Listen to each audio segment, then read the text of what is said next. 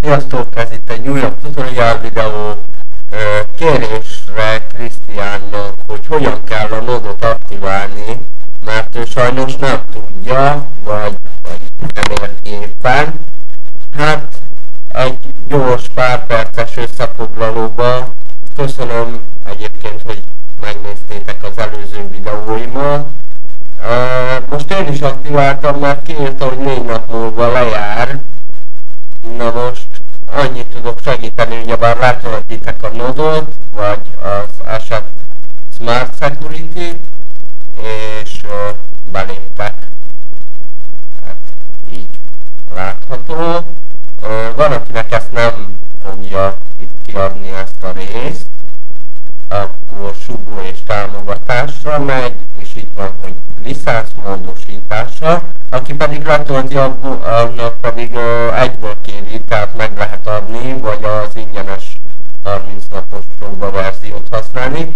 Tehát nekem már van hozzá kódom, és be is aktiváltam. Beillesztjük, rányomunk az aktiválásra, ellenőriz. Természetesen internet kapcsolat az kell hozzá, hogy le tudja frissíteni és leellenőrizni.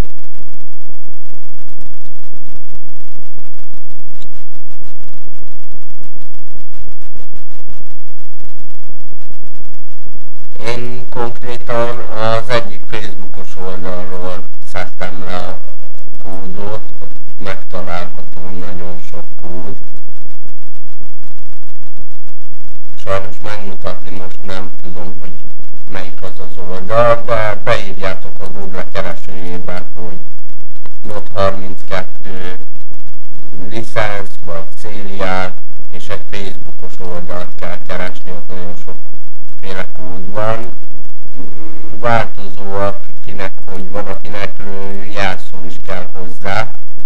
Tessék, sikeres is az aktiválás, 22 nap jelenleg.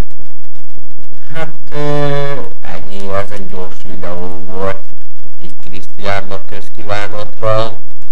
Köszönöm szépen, hogy megnéztétek a videót, remélem tudtam ebben is segíteni, bármi észrevételetek van, nyugodtan jelezzétek. Sziasztok!